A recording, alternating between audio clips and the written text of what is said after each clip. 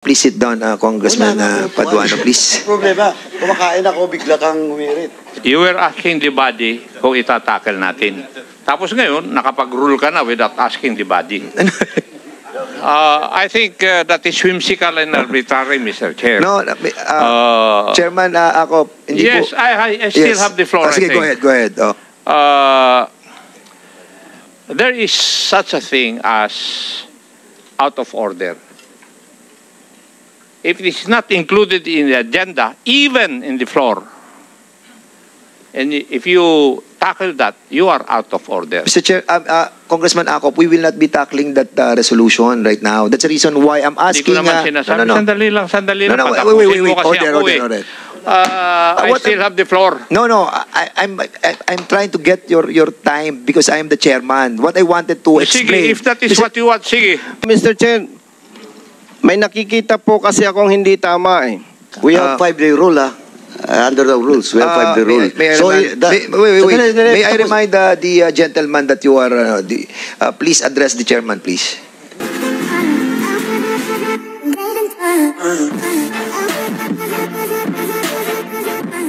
But having said that your issue dwell on the same issue that was filed by Congressman J.J. Suarez. And since, can we kindly see your deputization? Can you kindly submit to this committee?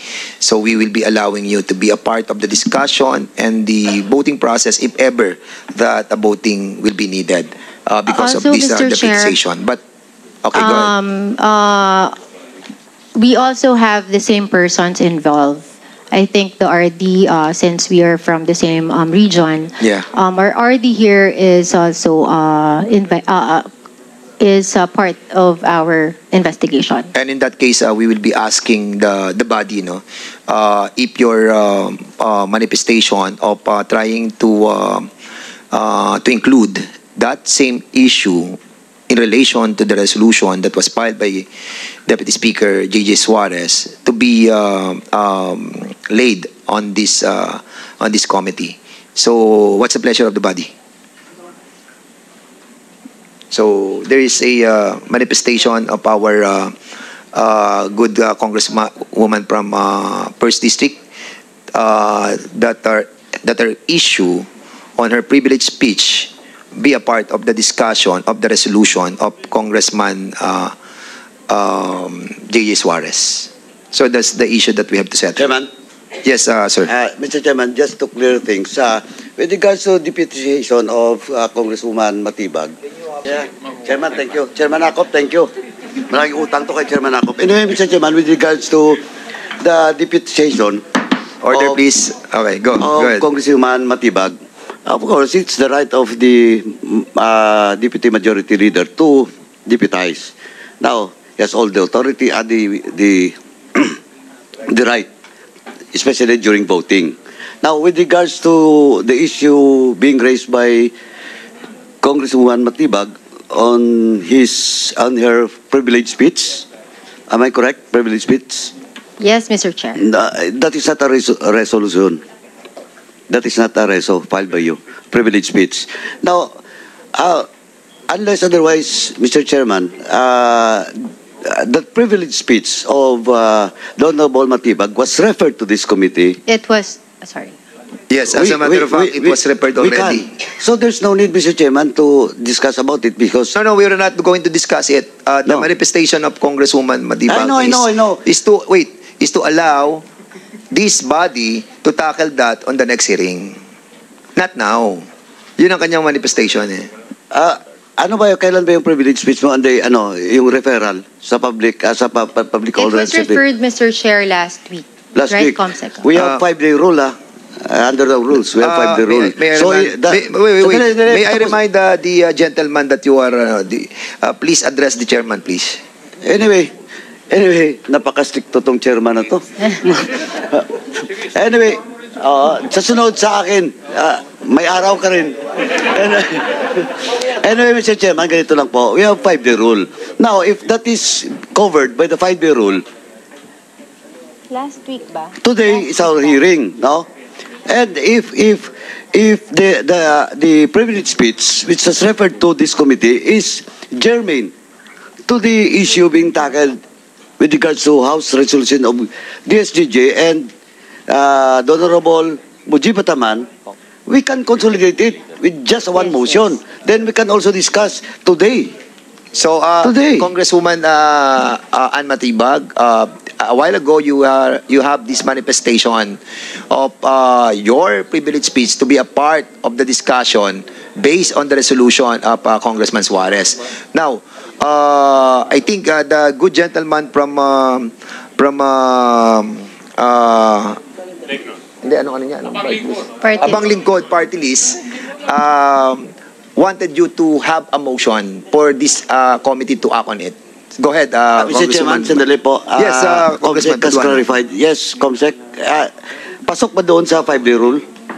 5-day. I think Five it calendar. was referred to the committee, the privilege speech. Yes, pasok naman na Congressman Paduano. So Congressman Robert Ace Barbers is acknowledged, sir. So Congresswoman Matibag, you are recognized. Go ahead. Yes, Congressman Ako, please. Kanina, you were asking the body kung itatakal natin. Tapos ngayon, nakapag-rule ka na without asking the body. I think that is whimsical and arbitrary, Mr. Chair. No, Chairman Ako, hindi yes, po. I still have the floor, Sige, I think. go ahead. There is such a thing as out of order. If it is not included in the agenda, even in the floor, and if you tackle that, you are out of order. Mr. Chair, Congressman Akop, we will not be tackling that resolution right now. That's the reason why I'm Hindi asking. ko naman sinasabi. Sandali lang. No, Patapusin mo kasi order, ako order. I still have the floor. No, I'm trying to get your time because I am the chairman. What I wanted to Sige, explain. if that is what you want, sige. Mr. Chairman, what I'm trying to point out is that a while ago, Congresswoman Matibag was implying through her manifestation that he wanted to include her privilege speech on the discussion of the resolution. But I tried to put it under the floor by having the body to act on it. But we will not be discussing the merit of the privilege speech right now. What I'm trying to say with the indulgence of Congressman Akop is that the approval of the body that we will be including her privilege speech on the next hearing. No, Mr. Chairman. Ganito lang po. Pa-recognize ka muna. Chairman. Before Can I be I recognize you, Congressman Paduano, may I be allowed to acknowledge the presence of Congressman Ruel Peter Gonzaga. Now you are recognized. Thank you, Chairman. Mr. Chairman, ganito lang po.